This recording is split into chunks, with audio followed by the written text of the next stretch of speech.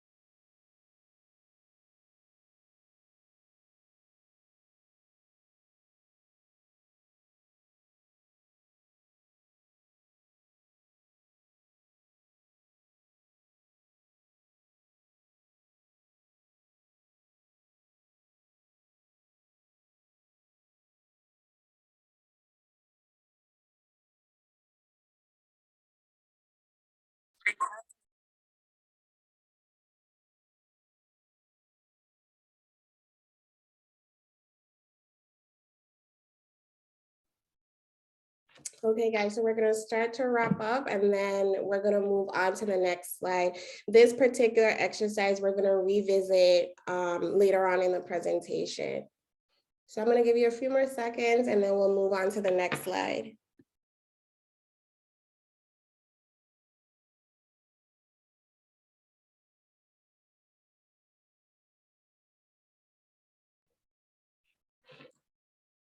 Okay, so moving on to the next slide. I would love to take the opportunity to just give you some insight in terms of what different communication styles look like and how possibly you might align with some of these communication styles based on the characteristics that you identified in a previous exercise.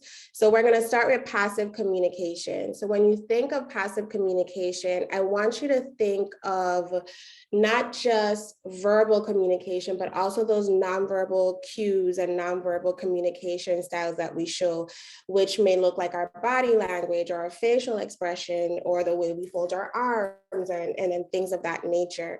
So passive communication will look like failure to express your feelings. So someone who has a difficult time, not just expressing feelings, but also identifying feelings. People who tend to communicate passively have a hard time identifying what they feel, and they have a hard time sharing what they feel, and that can show up in avoidance. Passive communicators also speak very softly. So they don't speak clearly, they don't speak with confidence, and a lot of times you'll find that they are unsure or apologetic regarding what they're thinking or what they're feeling. They also make poor eye contact. So they might find it hard to look at you directly in the eye, or they might look down or look away, find an object in the room where they can make that object their focal point and just not make any eye contact at all. Their body posture tends to be slumped over. So that's how, that lack of confidence, that lack of assurance in what they feel and what they think is also communicated in their body language. They also have a hard time identifying and vocalizing, and maintaining boundaries. And that goes back to being able to identify what they feel. So you can imagine if you have a hard time identifying what you feel and expressing what you feel, you'll ultimately have a hard time identifying boundaries. You'll always second guess what your boundaries are, and you'll always question, should I share this with the other person? What would happen to the relationship if I set this boundary? It's almost like saying yes to the other person's needs and saying no to your own. So you'll often find that they have a difficult time maintaining boundaries. Examples of what this can look like or sound like include: people never consider my feelings. I don't know what I should do or say, and people don't respect me. So when you have these kind of words and phrases, oftentimes it may come from someone who is a passive communicator and struggles with communicating. Aggressive communication. Aggressive communication, oftentimes in my professional experience, has been confused with assertive communication. And I'm going to break this down very clearly so that you can understand the difference between the two. So aggressive communicators are very, very impulsive. They have a hard time allowing the other party that they're engaging in dialogue with the opportunity to speak. So oftentimes they would do, there's this saying, they would listen to respond rather than listen to understand. So it's a lot of picking up what they don't like in what the person said and then responding to that rather than trying to understand the meaning behind the other person's words. And they oftentimes interrupt. So you literally will fight to get a word in with an aggressive communicator. They use a lot of you statements. You statements are very problematic when it comes to communication because it can make the other person feel defensive and put their guard up. So a you statement can look like, you made me angry, or you owe me, or, just clothed in blame and no accountability. And the reason why you statements are very harsh is because it almost seems like you're chastising the person. So my way of explaining what a you statement feels like is literally someone waving their finger at you and chastising you. That's what it feels like on the receiving end. As I said earlier, they interrupt frequently. Their body posture is very overbearing, intimidating. So that might look like folded arms, a very angry facial expression, or even clenched fist, right? That can look like aggressive communication, a lot of disapproval, a lot of intimidation in their body language.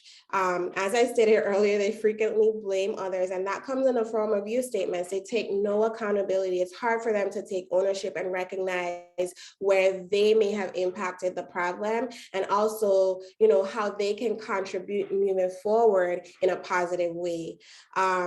Often tries to dominate others. An example or examples of what aggressive communicators may look like or sound like is, you owe me, it's your fault, I am in control. So very bossy, very loud. Those communicators, when they speak in that manner, tend to be aggressive communicators. Okay, assertive communication. This is where I'm going to break this down because there's a clear separation. And again, people tend to confuse the two. People tend to assume that when they are communicating aggressively, they're being assertive, when in actuality, what they're doing is intimidating the other person.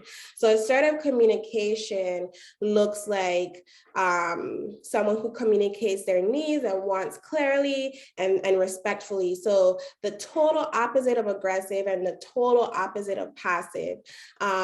They use a lot of I statements. I statements are very, very, very useful when communicating. So I statements might sound like, I feel angry when we struggle to pay our bills on time. That's a perfect I statement. And the reason for that is because the person takes ownership of their behaviors, and then they also look at the problem at hand from a standpoint of, this is our problem rather than your problem. This is our attempt to make a solution rather than your attempt to make a solution. So it's very inclusive. It's very, it's coded in taking accountability and paying attention to how they may have contributed. And again, how they can add to the problem in a more positive way. So I statements are very, very powerful tools when you're attempting to communicate. Which is, again, the opposite of a you statement, which is more of blame, domineering, accusatory. So I statements are more positive, more inclusive. It allows a person to feel like it's not their fault, but it's a problem, and it's not you and I versus each other, but more of the both of us versus the problem at hand.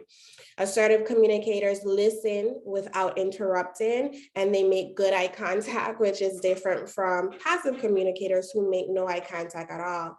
And they speak clear and in a calm tone. So the one thing that I forgot to mention earlier when it comes to communication is, our tone matters. So you can say something and you can attempt, or your intention was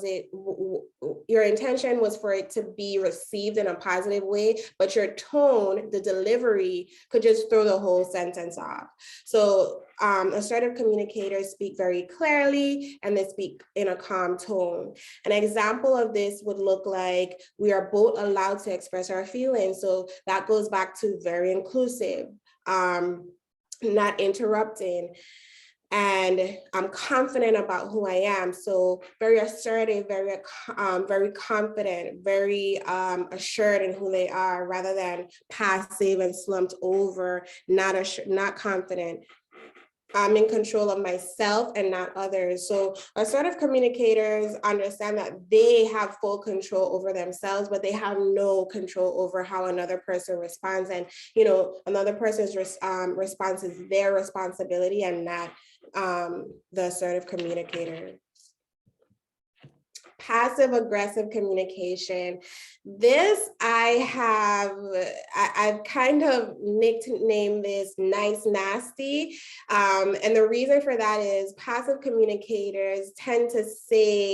aggressive communicators, I'm sorry, tend to say things with a nice tone, but the words, the message, the meaning is aggressive. So passive aggressive, when you think of passive aggressive, I want you to always think of sarcasm. So passive aggressive communicators use a lot of sarcasm. They have difficulty acknowledging their anger, which goes back to passive communicators. They have a hard time identifying their feelings. And the sarcasm, again, that's that aggressive undertone with the use of your words, right? So that's that passive aggressive communication style. Their facial expressions are not consistent with what they feel. So a passive aggressive communicator might smile when they're really angry. Again, passive aggressive, very intertwined. And they also deny that a problem exists. An example of a passive aggressive communicator would look like, I am unable to deal with you head on. I will pretend to be cooperative, but I'm not. So a passive aggressive communicator can also look a lot like someone avoiding the conversation. And when you're attempting to have the conversation, they're being sarcastic, or they're not really honest about what they feel. They, completely deny that there's an issue because it makes them feel uncomfortable. So that goes back to that passive communication style where it's difficult for them to express what they're thinking or feeling. So these are the 4 communication styles. And it's important to note that an individual can demonstrate more than one type of communication style based on the circumstance. And in the same way, you might find that a person might display consistently across the board one type of communication style. So there's opposite ends of this. So I'll give a personal example. I know for me, I tend to be an assertive communication when it comes to talking about therapy. That's my jam. I do this for a living. I understand it. I get it. I'm very assertive. I know how to communicate. I'm confident. But when it comes to perhaps, let me see, history, right? I might tend to be a little bit more passive because I'm not that knowledgeable about history. So I'll probably take a back seat and not engage in the conversation as much as I would if I heard someone talking about therapy or mental health, or maybe a specific theory that I'm more knowledgeable about. So for me, I kind of bounce between passive and assertive. And then again, there are individuals who remain the same across the board, where they demonstrate the same communication style across the board.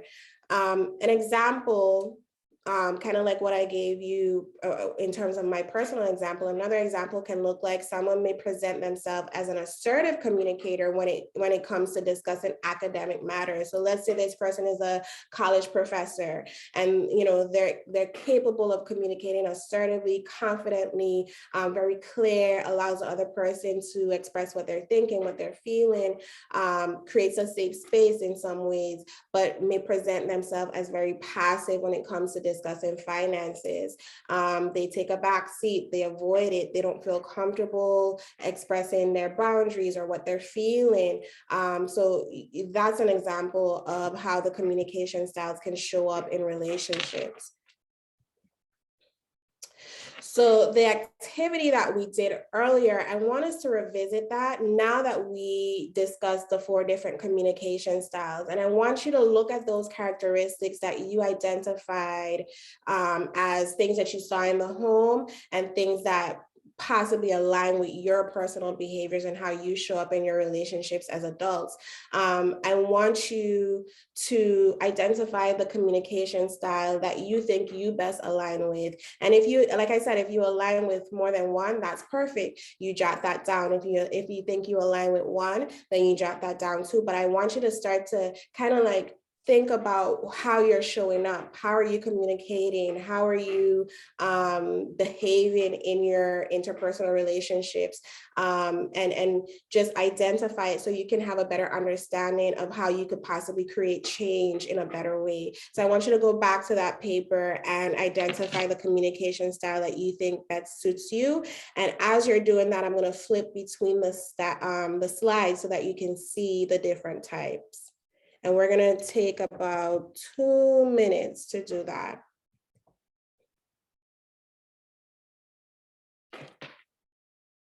And you guys can also use this as an opportunity to ask any questions, sorry, if you have any. You can just enter it in the chat and our moderator will let me know.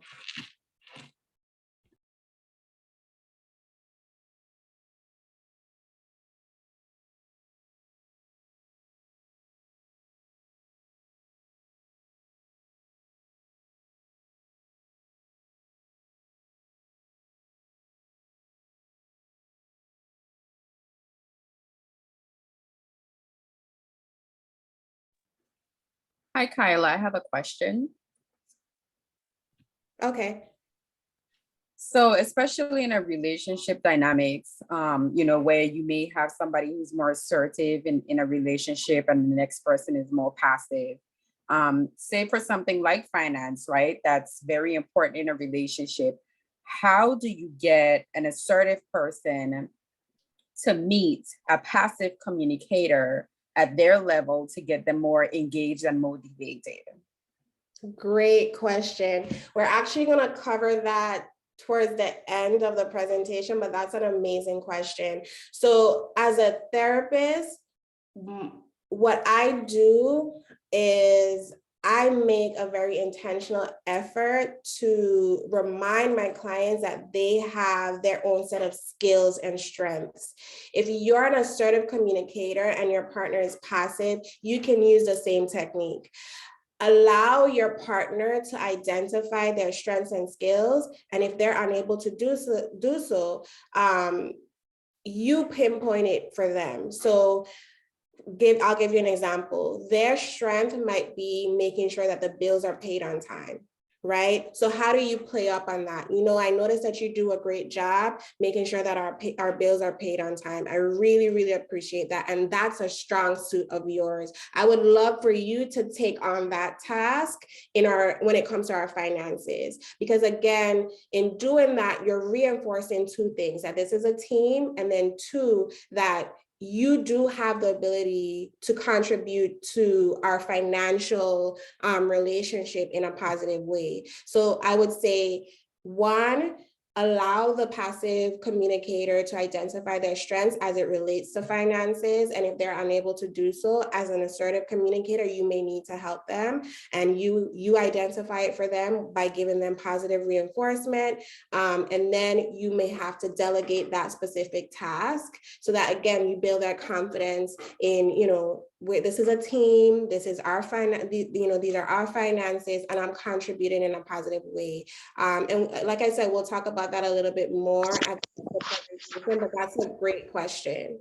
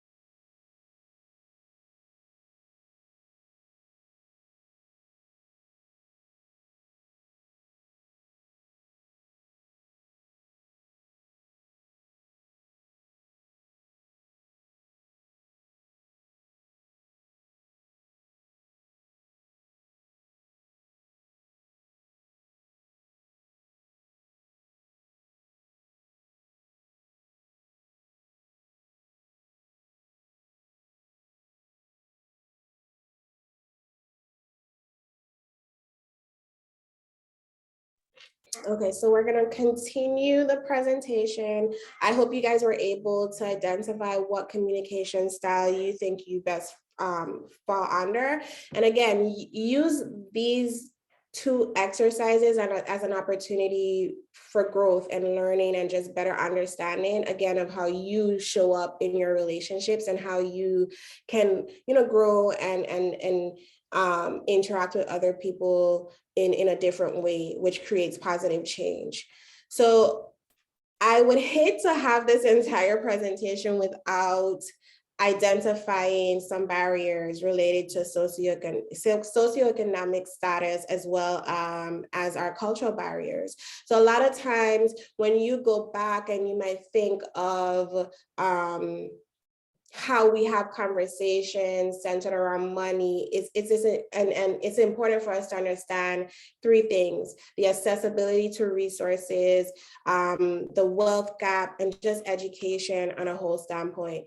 When you think about accessibility to resources, it's important to consider maybe community resources and what that looks like for a particular community. Some communities don't necessarily have the resources readily available to search the internet, right? So we're in the Google age, and I call YouTube the university of YouTube. You can find anything on YouTube and you can teach yourself, but not everyone may have access to these tools. And it's something as simple as Wi-Fi or a phone or a computer or a laptop. Not many communities or children or even adults have access to these resources. So in not having access to these resources, it limits our ability to educate ourselves, and it also limits our ability to understand finances from such a large scope and how it impacts us. We also have to consider the wealth gap. When you think of minorities in comparison to other races, there is a large gap in terms of the gross income one particular household might bring home.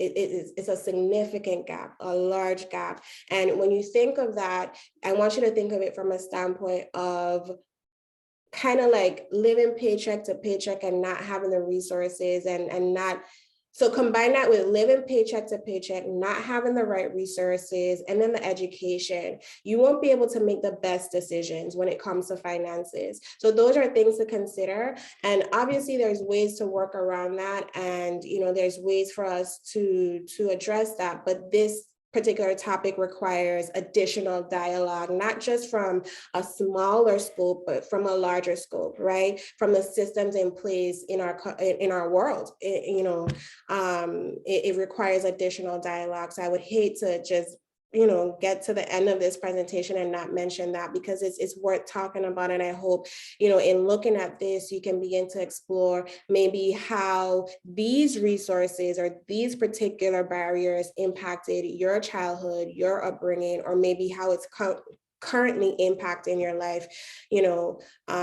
Accessibility to resources, the wealth gap, meaning how much you bring home on a yearly basis and what that looks like for your household, education, access to knowledge. And then let's break down education even further. I know when I was in school, there were no classes on finances. I am almost certain that hasn't changed to date, and we're in 2022.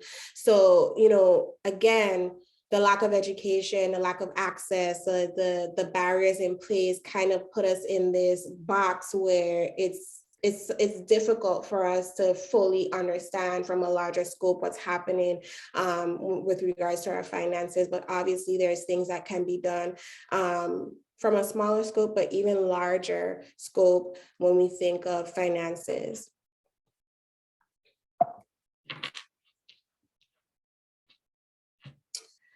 Tips and recommendations. This is my favorite part of the presentation.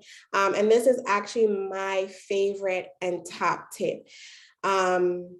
Identify personal beliefs and concerns regarding joint accounts and separate accounts, and make the decision that best suits your union.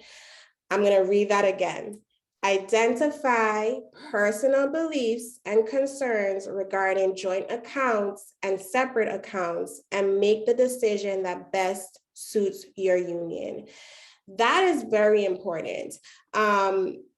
In my professional life, I cannot count on my hands and toes how many premarital couples or married couples come into my office with this issue being the center of conflict. And when you look at the root of it all, what's causing the conflict is a lack of conversation centered around core beliefs and concerns regarding this idea. Again, going back to what I said in previous slides, money is very having money and earning money and how you use your money. It's rooted in emotion. It's a very emotional connection that we have to our money. And, you know, to break that down even further and give you some additional understanding, when you think of that, I want you to think of how you go out to work every day or however often you go out and you earn your money and you look forward to having your money. And, you know, the connection there is the fact that you worked hard for your money. So in knowing that, there's this emotional connection to it. And then when you think of beliefs, I want you to think of like your morals, your understanding, your ideas related to what finances should look like in your family, or even just what marriage on a whole should look like, right? And then concerns, you might, you know, your partner might be someone who is overly concerned of securing his or her funds because in their household, maybe money was a way to take advantage of someone else. So being able to explore those beliefs and concerns it's very important. I cannot stress that enough. It's super important. And I promise you, in having that conversation, you'll start to realize that you'll have a different conversation about the topic of finances in your relationship. So always remember beliefs and concerns when it comes to joint accounts and separate accounts. Another thing that I think impacts this specifically is just what society tells us is the best thing to do. And in reality, each family is different. Each family's circumstances is different. Each family's beliefs, concerns, worries, they're all different. No one family is the same across the board. They might have the same issues, but the issues and the way in which the issues may show up looks different across the board. So being able to take a blanket statement and apply it to all the families in America is just an unrealistic concept. So that's why the last part of this tip is so important. You get to make the decision that best suits your union. Emphasis on the word your union. So, and I'll give you examples. I've had couples who decided at the end of our time together that, you know what, we're gonna have separate accounts because that's what best suits our union. And we'll have one joint account where we pool money in consistently, and that would go towards, I guess, financial goals or household bills. I've had, and they have done that very successfully. I've also had families who had joint accounts, and, you know, in having joint accounts, they did that successfully also. And then I've also had couples who had joint accounts and it was a horrible experience for both. So it's very important to have this specific type of conversation before making a decision to join your accounts or have separate accounts. And, you know, based on my examples, you'll see that you can do either or, but it has to be something that best suits you and your family. Like I said earlier, it's rooted in emotion. And, you know, whether we want to admit it or not, there's an emotional attachment that we have to the things that we earn. And that's why we take care of them, right? If you worked hard to earn something, you're going to take you're gonna work hard to take care of it. So in a lot of ways, when we get up and we go to work, even on the days when we don't feel like going to work, you go to work and you work hard for your money, and it's something that you've earned because you've worked hard. So there's that emotional attachment that also interferes with conversation centered around finances. And this decision, like I said, because it's rooted in emotion, it requires trust. And it doesn't mean, I'm going to say this, it doesn't mean that the couples who decide to have separate accounts don't trust each other. It's just a choice that they make, but this particular decision requires trust. My second tip is create a budget that is realistic and something each individual can live by. This is important because, again, if you do not have a budget, you'll find that you will experience reoccurring conflict regarding finances. A budget is essentially a barrier or a buffer with regards to managing money poorly. A budget is also put in place to create certain boundaries within the relationship as it pertains to money. So budgets serve a very, very good purpose. And it also, like I said, has to be realistic and something that each person can live by. If you're creating a budget and your partner can't live by this budget, you're going to have an issue, hands down. It has to be something that both yourself and your partner can live by. And that requires a lot of honesty and openness. So creating a budget can look like, or must look like, identify your total household income. So both your spouse and your income. And this includes your 9 to 5. And if you have like a side business, that income as well. All the income that you receive, account for that in your budget. Identify all household bills, combined and separate. This includes any and all debts each spouse may have, as well as any saving goals, both shared and separate. So this particular bullet point, you're gonna have to bring everything to the table, and you can't leave anything out because, again, the budget isn't realistic. It's like a made up budget, and you may have just wasted your time sitting down creating this budget. So be very honest, be very open, and bring everything to the table. Account for how much money is left over once all your bills are paid, and collectively, not separately, but collectively decide how you're going to use that money. Create a monthly spending limit in order to maintain the flow of money. So for my couples that I had in therapy who decided to have separate accounts, to create barriers in terms of spending issues, what they did is they allowed each other to spend a certain amount throughout the month. And once they saw that the purchase that they wanted may have gone over that amount, prior to swiping that card or spending that money, they check in with their partner. So again, you might have separate accounts, but you're finding ways to make sure that you're still communicating when it comes to household finances and you're putting boundaries and certain barriers in place to prevent conflict.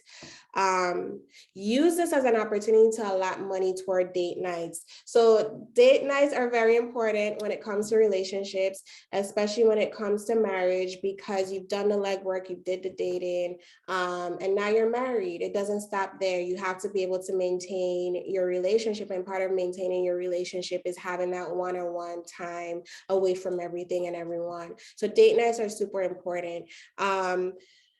Date night can also be a bill or an expense in your budget, and you and your partner get to determine, based on the funds available, the amount that you would allot towards that particular thing.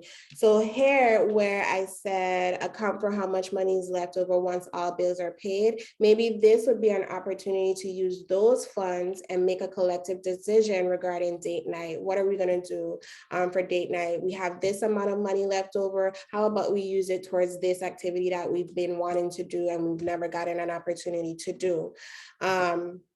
Another cool idea that I love to use personally, as well as for my couples in therapy, is a date night jar. So, and I'll show you in the next picture and kind of give you an example of what that looks like. And that's a very cool tool because it's budget friendly and it's creative. It makes date night spontaneous, which is always good. Planning a budget, what I recommend is a budget date night. And starting out, if you're new to budgeting and new to sharing information and having conversations centered around finances, I always recommend doing this at minimum bi-weekly, so twice a month. Ideally, you might want to do it weekly until you kind of like work out the kinks and become comfortable having this conversation and figuring out, where your finances are going to go. But ideally, at minimum, bi-weekly. Once you figure it out, then you could bump it down to monthly. But I think budget date nights are super important because you get an opportunity to check in, you get an opportunity to follow up with anything that you might have concerns about, and you get to, identify any financial goals that you or your partner might have. So this is an example of the date night jar. You get little popsicle sticks, and let's say you get 20, you split it in half. Your partner writes 10 date night ideas, you write 10 date night ideas, and then you put it in a jar. Again, in being realistic, you want to make sure that you account for the budget at hand. So if your budget is $100 for date night, please do not write something that might cost $300 because it throws everything off.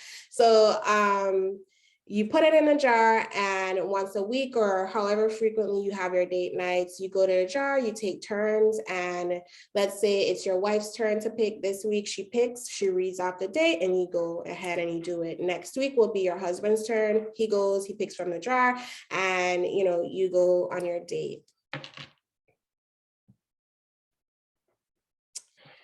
My last tip is understand your partner's financial personality. I'm sorry. So your partner's financial personality is super important because it kind of allows you to determine what steps you need to put in place to safeguard and have healthy conversations regarding finances. So for instance, you might be a spender and your partner might be a saver. He might be avoidant and you might be direct when it comes to talking about finances, or going back to communication styles. He might be passive and you might be assertive. So being able to identify what your financial personality is like is super important when trying to have ongoing dialogue about finances. It's very, very important to create a safe space that encourages healthy dialogue. And that may include a lot of reassurance, identifying strengths, and shared decision making. So earlier, that beautiful question that was asked regarding, how does an assertive communicator encourage a passive communicator when it comes to finances? Beautiful question. So here, the passive communicator might need a lot of reassurance, a lot of guidance, a lot of strength identification, so a lot of strength work. The more you're able to identify someone's strength, the more confident they become with regards to a particular thing. So reassuring, identifying strengths, and then using those strengths to delegate tasks. So for example, like I said earlier, let's say you're the assertive partner and you're great at plugging in the numbers into the Excel sheet, and you can like budget straight down to the cents for the month, and your partner, not so much. That's not their thing, but they're able to be organized when it comes to making sure the bills are paid. Then guess what? You pull from that strength and you delegate that particular task and allow that person to feel confident when it comes to finance, and also encourages their ability to just be involved in the process rather than passive. And I see that we have a few questions. Lucreta, do you want to take a moment to ask questions, or should I continue? Hey, I answered those questions, so we are good to continue. Okay, perfect. So financial infidelity.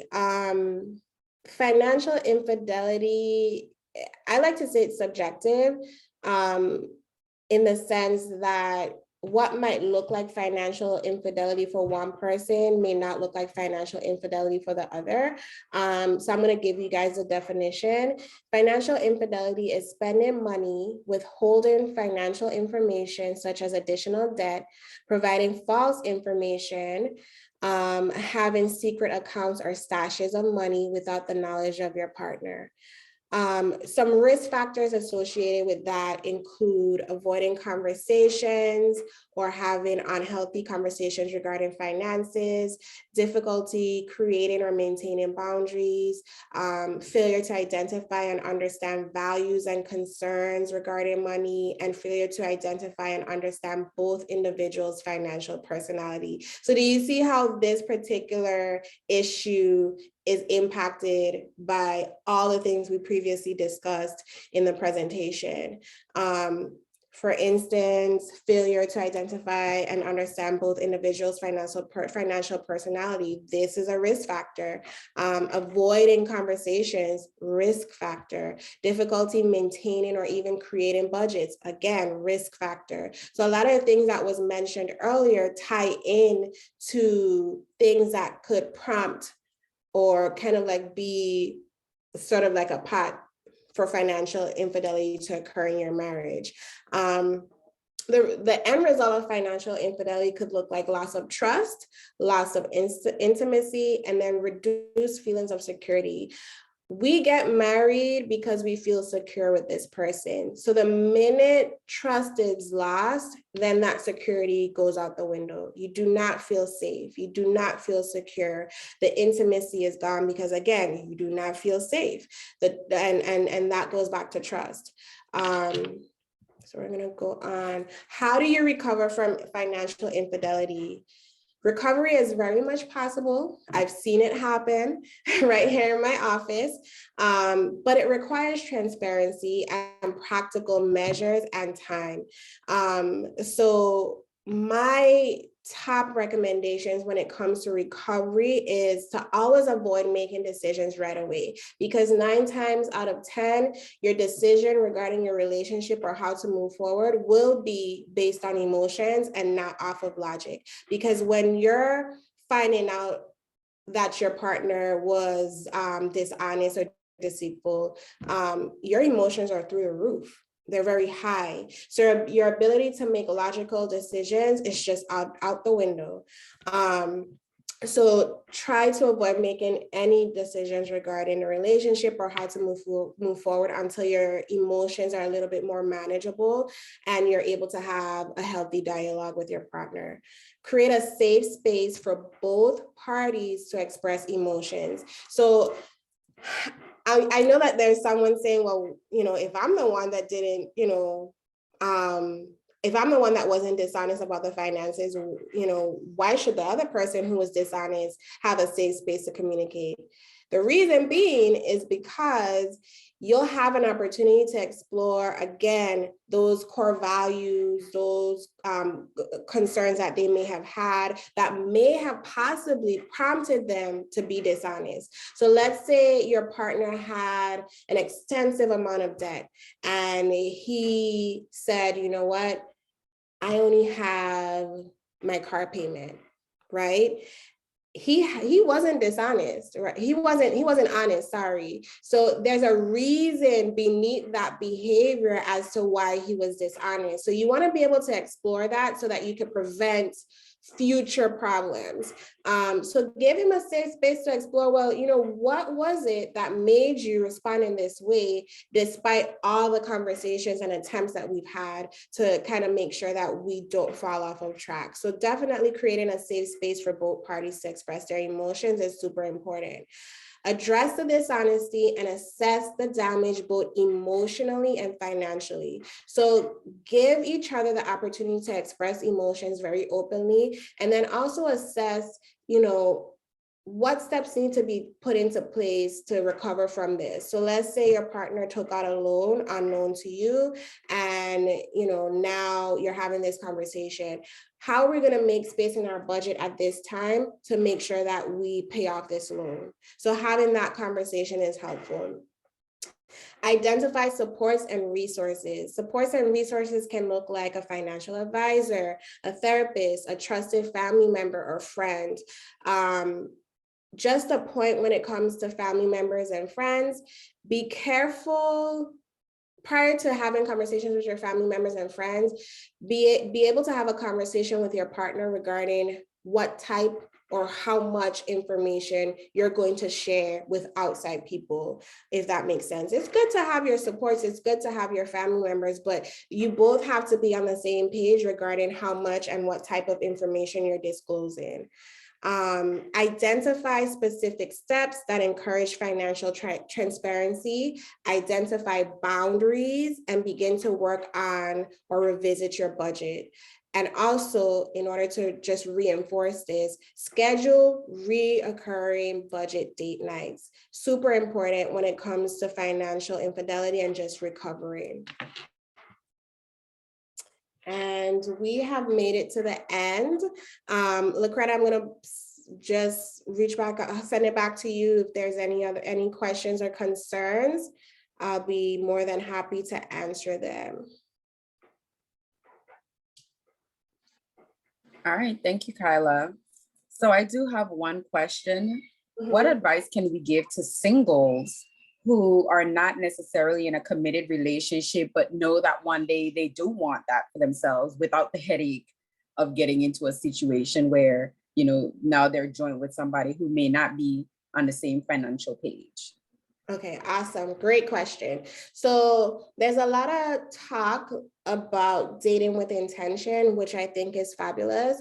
And I think there's a factor that is just kind of not accounted for when it comes to dating with intention. And that is having purposeful conversations centered around finances. A lot of times we tend to avoid that conversation solely because, again, it goes back to that emotion and, that feeling or attachment that we have to our money or even our decisions, right? So if you talk about someone who has extensive debt, there might be a sense of shame or embarrassment associated with that. So they might be less likely to have that conversation. So definitely being able to have very open, honest conversations while dating, if you choose to do that. And then pay attention to red flags as well. When you're noticing that when you attempt to have conversations regarding finances in the dating phase of your relationship and your partner is avoidant or becomes triggered or upset whenever that topic comes up, use that as an opportunity to do the legwork at that point rather than doing it once you're married. Pay attention to the red flags and try to work on them in that space. And that can also look like, you know what, I am really invested in our relationship. I would love for us to move forward one day. How about we invite a third party into this dynamic to kind of process what we're dealing with as far as avoiding conversations centered around finances. I always recommend for individuals to have therapy, and also in therapy be very specific about processing, again, those core values, those morals, those concerns that you might have going into dating and what that looks like. And if you don't want to do therapy, journal, write down, when you think of your ideal relationship or your ideal marriage, what is it that you're looking for in a partner, and how does that align with the way you show up in your dating relationship with whomever you're dating. Again, dating with intentionality and showing up in such a way that you are asking the uneasy questions, but in a very comforting, safe way, so that you're being very honest, and you're also inviting the other person on the opposite end to be honest as well. I hope that answered the question. Yes, thank you. You're welcome. Any other questions? All right. Well, if there's no other questions, I definitely want to thank Kyla for that powerful information. That was just so awesome. I got a whole bunch of notes over here. Thank you.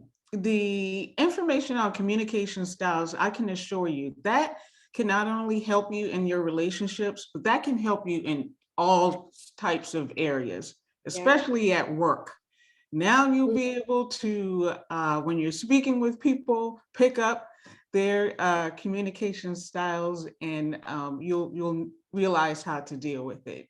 But as you are seeing these types of communication styles in others, I would suggest that we, assess ourselves and just kind of recognize, what triggers the way that we communicate as well.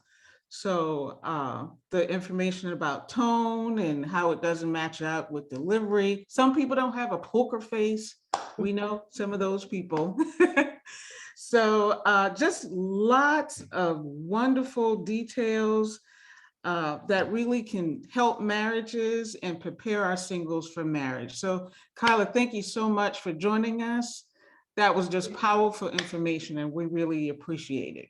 You're welcome. You're welcome. Thank you guys for giving me this opportunity, and it was nice talking to you guys today. Wonderful. So I want to mention before we go, our next class is called Spring into Action. It's basically going to talk about budgeting, saving, and setting financial goals. That class is scheduled to be on March 26th at 10 a.m. And of course, we will be providing the information on how to register for that. Also, we will post this class on YouTube. We typically post it under the Abiding Word YouTube page. So if you need to refer back to it, it may take a couple days to post that, but we will upload that to YouTube. Any final thoughts or questions before we go? All right. Well, thank you so much again for joining us. And please make sure you come back for the next class next month. Thank you. Bye, guys. Thank you. Thank you. Bye-bye.